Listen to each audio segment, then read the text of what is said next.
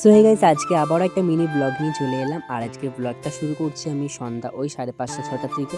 আর আজকে আমরা সবাই মিলে চলে গেলাম একটা জিনিস কিনতে। আর আমরা কি কিনতে যাচ্ছি সেটা যদি তোমাদের জানতে হয় তো পুরো ভিডিওটা দেখতে হবে।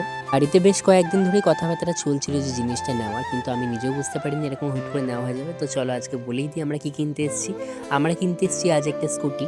আর ওই যে দেখো স্কুটিটা সেটিং করছিল, এইখানে আমি আর আমার বন্ধু অপেক্ষা করছিলাম কখন হবে। 5 মিনিটের কথা বলে আমাদেরকে 40 থেকে 50 মিনিট, ওই 1 ঘন্টাই ধরে নাও, যে বসিয়ে রেখে দিয়েছিল। তাই আমরা বুঝতে পারছিলাম না কেমন করে টাইম পাস করবো, তাই ক্যামেরা খুলে এরকম পাগলামি শুরু করে ফেলেছিলাম দুজনে মিলে।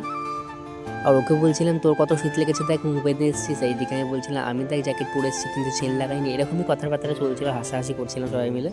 আর এখানে দেখো করেই যাচ্ছিল ওরা, গাড়ির কাজ শেষ আর হচ্ছিল না। ওইদিকে এত রাত হয়ে যাচ্ছিল বাড়ি ফিরতে। বন্ধু তো এখানে পাগল হয়ে গেছিলো, দেখো ওর মুখের অবস্থা। কারণ এখান থেকে আমাদের বাড়ি বেশ অনেকটা দূর। একটু চিন্তা করছিলাম, তো গাড়ি ঠাড়ি ঠিক করার পরে দেখো আমরা চলে এসেছিলাম বাড়িতে। আর ওই যে আমাদের নতুন স্কুটিটা আসছে দেখতেই পারছো। আর বাড়ি আসার সাথে সাথে আমরা ফুচকা কিনতে চলে গেছিলাম। আর আমাদের আজকে ভাগ্যটা অনেক ভালো ছিল যে এখানে ফুচকা ছিল। এই ফুচকাটা এতটাই ফেমাস যেখানে সবসময় শেষ হয়ে যায়, আমরা পাই না।